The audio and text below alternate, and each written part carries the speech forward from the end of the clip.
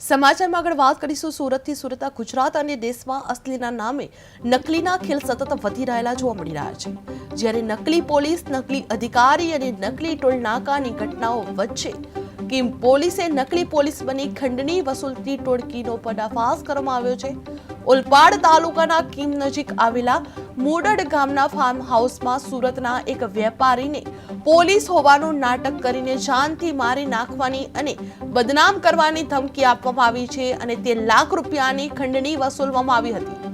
આ ઘટનાની જાણ થતા કિમ પોલીસે તપાસ શરૂ કરી હતી અને બાતમીના આધારે કિમ કોસંબા ઓવરબ્રિજ પરથી 3 આરોપીઓને ઝડપી પાડવામાં આવ્યા છે। કારમાંથી પોલીસ લખેલું બોર્ડ પણ મળ્યું છે, જે હાલ તમામ આરોપીઓને કોર્ટમાં રજૂ કરી રિમાન્ડ મેળવવાની કાર્યવાહી હાથ ધરવામાં આવી છે અને પોલીસને વધુ ગુનાઓ ખુલાસાની આશા છે। જે કિમ પોલીસે નકલી પોલીસ ગેંગ ઝડપી પાડવામાં આવી છે, જે વ્યાપારી પાસેથી તે લાખની ખંડણી કરતા પકડાયા હતા। જે ફાર્મ હાઉસમાં ધસી પોલીસ બની ધમકી આપવામાં આવી રહી હતી। કિમ કોસંબા ઓવરબ્રિજ પરથી પોલીસ દ્વારા ધરપકડ કરવામાં આવી છે અને કારમાંથી પોલીસ લખેલું પણ બોર્ડ મળી આવ્યું છે। થોડા દિવસ પહેલાં કિમ પોલીસ સ્ટેશનની અંદર આવેલા પામવિલા ફાર્મ હાઉસની અંદર એક વેપારીને નકલી પોલીસ દ્વારા 13 લાખ રૂપિયાની બળજબરીપૂર્વક કઢાવી નાખવાની એક ફરિયાદ દાખલ કરવામાં આવી હતી।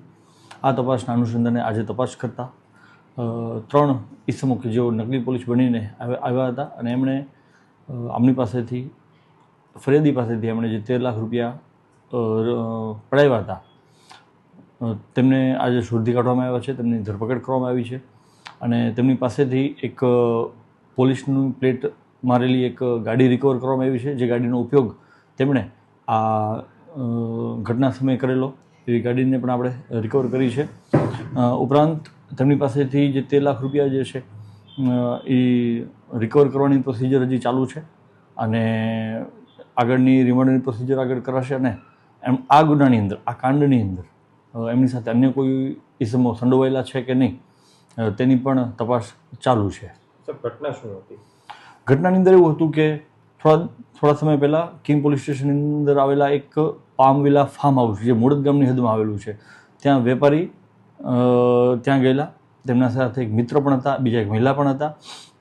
ત્યારે નકલી પોલીસ બની અને 3 વ્યક્તિઓ ત્યાં પહોંચી ગયેલા અને 3 વ્યક્તિઓએ ત્યાં ફરિયાદી સાથે મારઝૂડ કરેલી, તેમને ખૂબ જ બીવડાવી દીધેલા અને એમની પાસેથી 25 લાખ રૂપિયાની માંગણી કરેલી અને છેલ્લે 13 લાખ રૂપિયાની અંદર સેટલમેન્ટ જેને કરી અને 13 લાખ રૂપિયા એમણે લઈ લીધેલા। 13.10 લાખ રૂપિયા તેમણે બળજબરીપૂર્વક કઢાવી અને ત્યાંથી નીકળી ગયેલા।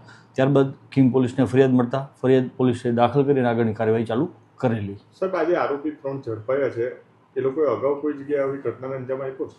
રિમાન્ડ દરમિયાન આ વસ્તુની પણ તપાસ કરવામાં આવશે અને જો કોઈ આવા કોઈ